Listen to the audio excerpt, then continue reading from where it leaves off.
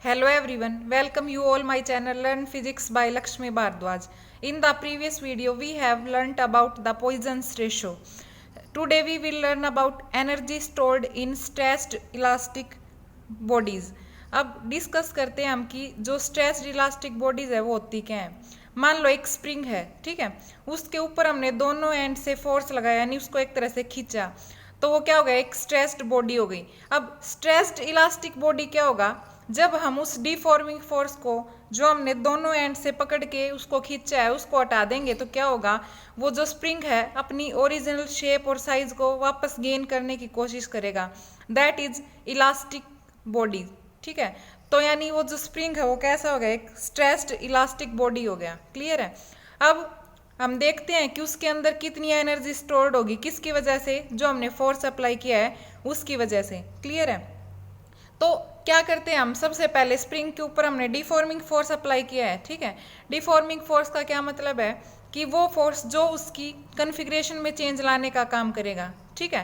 तो अगर उसकी कन्फिग्रेशन में चेंज आते हैं यानी वो किसी उसके अंदर कुछ चेंज आता है तो उसको हम क्या बोलते हैं, स्ट्रेन, ठीक है।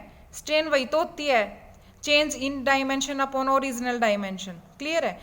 तो जो हमने डिफॉर्मिंग फोर्स अप्लाई किया है उस स्प्रिंग के ऊपर, उसने क्या प्रोड्यूस की, स्ट्रेन प्रोड्यूस की उस बॉडी के अंदर, ठीक है।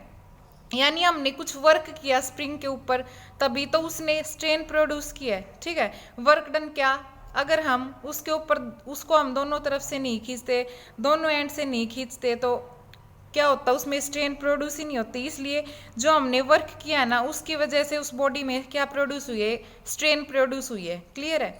अब हमें पता है वर्क डन होता क्या है। वर्क डन क्या होता है कि जब किसी ऑब्जेक्ट के ऊपर हम फोर्स लगाएं, ठीक है, तो उसकी शेप, साइज, डायरेक्शन, स्पीड वगैरह में क्या हो, चेंजेस आए, ठीक है। तो वो जो वर्क डन हमने किया है ना वो किसकी फॉर्म में स्टोर हो जाएगा, एनर्जी की फॉर्म में स्टोर हो जाएगा, ठीक है। और कौन सी एनर्जी, स्प्रिंग आप देखते हो कई बार हम खींचते हैं तो कुछ गरम गरम सा महसूस होता है ना, कई देर तक खींचते हैं तो, या ऐसे ही कोई मशीन का बॉडी पार्ट है, ठीक है, उसके ऊपर बहुत देर तक वर्क लगता है या वो बहुत देर तक मशीन काम करती है तो उसमें से क्या वो गर्म हो जाती है ना, तो वो जो वर्क डन हमने किया है, ठीक है, तो वो किसकी फॉर्म में सेव हो जाएगा, एक तरह से ये कह सकते हैं हीट की फॉर्म में दिखेगा हमें वो जो वर्क किया है, ठीक है। तो और हमें पता है कि जो एनर्जी है, स्ट्रेन कितनी टाइप से प्रोड्यूस हुई थी, 3 टाइप से, लॉन्गिट्यूडिनल, वॉल्यूमेट्रिक और शेयरिंग स्ट्रेन, ठीक है। तो जो एनर्जी है वो भी 3 फॉर्म में सेव होगी यहाँ पे, यानी जो हमने वर्क किया है वो एनर्जी की फॉर्म में कन्वर्ट हो जाएगा। और 3 टाइप की स्ट्रेन्स हैं इसलिए जो एनर्जी है वो भी 3 टाइप्स की फॉर्म में सेव होगी, ठीक है, यानी स्टोर होगी। तो सबसे पहले हम डिस्कस करते हैं energy stored in longitudinal strain, ठीक है। अब लॉन्गिट्यूडिनल स्ट्रेन क्या होता है, हमने डिस्कस किया था लॉन्ग, ठीक है। लॉन्ग, लॉन्ग का क्या मतलब होता है, लंबा ना, यानी जहाँ पे किसी चीज़ की लेंथ की वजह से कोई इफेक्ट हो। तो लॉन्गिट्यूडिनल स्ट्रेन क्या होती है कि जब किसी ऑब्जेक्ट के ऊपर हम डिफॉर्मिंग फोर्स अप्लाई करते हैं तो उसकी लेंथ में कुछ चेंजमेंट हो, वो लेंथ इंक्रीज भी हो सकती है और क्या हो सकती है, डिक्रीज भी हो सकती है, ठीक है। तो क्या प्रोड्यूस होती है, तब प्रोड्यूस होती है लॉन्गिट्यूडिनल स्ट्रेन, ठीक है। तो अब हम लॉन्गिट्यूडिनल स्ट्रेन में जो एनर्जी स्टोर हुई है यानी जो हमने वर्क किया था, आप वायर कह सकते हो, कोई स्प्रिंग कह सकते हो, ठीक है, उसमें जो एनर्जी स्टोर हुई है उसके बारे में डिस्कस करते हैं, ठीक है। तो हमने एक वायर ले ली, ठीक है, जिसकी लेंथ कितनी है, कैपिटल एल मान ली, और जो उसका क्रॉस सेक्शनल एरिया है, क्रॉस सेक्शनल एरिया कौन सा होता है, जो ये पेन दिख रहा है ना ये एक तरह से सिलेंड्रिकल फॉर्म में है, तो क्रॉस सेक्शनल एरिया कौन सा हो जाएगा, ये इसका जो ये पूरा मतलब ये कंप्लीट ये जो ये शेप है ना, this is cross sectional area, और इसके जो दोनों एंड्स हैं ये वाला और जो इसका बॉटम एंड है, ठीक है, that makes it's cross sectional area, वो हमने क्या मान लिया, कैपिटल ए, ठीक है। अब इसके ऊपर जो यंग्स मॉडुलस है, ठीक है, यंग्स मॉडुलस वाई मान लिया, इसके लिए सपोज कर लिया कैपिटल वाई, ठीक है। तो यंग्स मॉडुलस कितना वर्क कर रहा है, कैपिटल वाई, किसकी वजह से, जो हमने डिफॉर्मिंग फोर्स लगाया एफ उसकी वजह से। क्लियर है। तो अब हमने कुछ फोर्स लगाया है किसके ऊपर, वायर के ऊपर, तो उसकी जो लेंथ है उसमें कुछ चेंजमेंट तो आएगा, यानी उसमें कुछ तो लॉन्गिट्यूडिनल स्ट्रेन प्रोड्यूस होगी, तो वो हमने मान ली क्या, स्मॉल डी एल, डी यहाँ पे क्या शो कर रहा है, यहाँ पे स्मॉल चेंज के लिए है स्मॉल डी, ठीक है। अब देखो जो वर्क डन किया है, डिफॉर्मिंग फोर्स जो हमने स्प्रिंग या वायर कह सकते हैं आप, उसके ऊपर जो वायर के ऊपर जो हमने वर्क डन किया था डिफॉर्मिंग फोर्स लगा के, वो कैसे मिलेगा हमें, हमें पता है वर्क क्या होता है जब हम किसी चीज़ के ऊपर फोर्स लगाएं, ठीक है। जब हम किसी चीज़ के ऊपर फोर्स लगाएं और वो क्या हो, डिस्प्लेस हो कुछ, ठीक है। तो यहाँ पे जो स्मॉल वर्क डन हुआ है वो कितना हुआ है, डी डब्ल्यू, ठीक है। डी किसके लिए, स्मॉल चेंज के लिए, तो डी डब्ल्यू क्या हो जाएगा, F into D L, D L क्या है, जो स्मॉल इंक्रीज हुआ है वायर की लेंथ में वो, ठीक है। तो वर्क डन क्या हो जाएगा यहाँ पे, D W is equal to F into D L, clear है। अब हमने मान लिया कि जो पहले जो वायर थी उसमें कोई भी इंक्रीज, मतलब उसकी जो लेंथ है उसमें कोई इंक्रीमेंट नहीं हुआ था, ठीक है। यानी उसकी लेंथ में जो इंक्रीज हुई थी वो 0 थी। लेकिन जब हमने डिफॉर्मिंग फोर्स अप्लाई किया तो उसकी लेंथ 0 से कहाँ तक बढ़ गई, L तक, यानी उसकी जो लेंथ है उसमें चेंज कुछ कितना आया है, 0 से लेके L तक आया है, ठीक है। तो अब इस केस में टोटल वर्क डन कितना हो जाएगा, तो यहाँ पे हम इंटीग्रेशन कर देंगे, ठीक है। इंटीग्रेशन किसके लिए करते हैं हम, जब हमें कुछ चीज़ टोटल में निकालनी हो।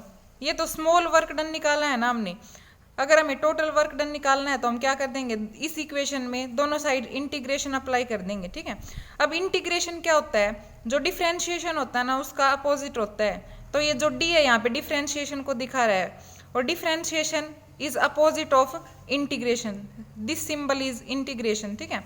तो जब हम इस साइड इंटीग्रेशन का सिंबल लेंगे तो उस इंटीग्रेशन के सिंबल से ये जो स्मॉल डी है ये कैंसिल हो जाएगा, तो हमारे पास इस साइड क्या रहेगा, सिर्फ capital W is equal to, और इस साइड इंटीग्रेशन का सिंबल ले लिया हमने, ठीक है। और लिमिट कहाँ से कहाँ तक वेरी करवाएंगे, 0 से लेके एल तक, क्यों, क्योंकि यहाँ पे जो लेंथ में स्मॉल चेंज हुआ है after applying the deforming force on the wire, वो पहले हमने 0 माना, यानी कुछ लेंथ में इंक्रीमेंट नहीं हुई थी वायर की में, और फिर जब डिफॉर्मिंग फोर्स अप्लाई किया तो वो जो लेंथ कहाँ तक बढ़ गई, वो एल तक बढ़ गई, ठीक है। इसलिए क्या हो जाएगा, W is equal to integration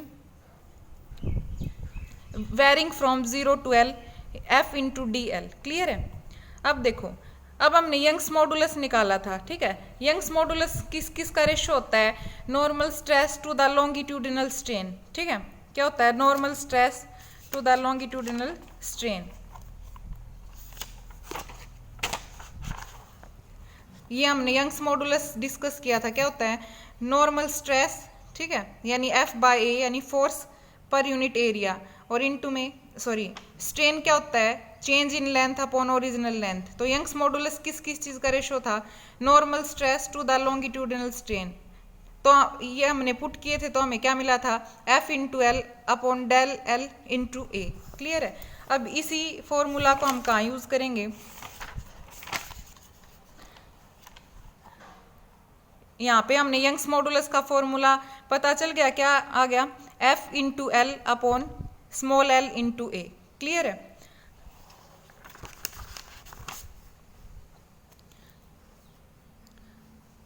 अब फोर्स क्या मिल गया हमें, यहाँ से ये जो फॉर्मूला था यहाँ से हमने फोर्स की वैल्यू निकाल ली, तो क्या हो जाएगा, y into A into small L upon capital L, clear है।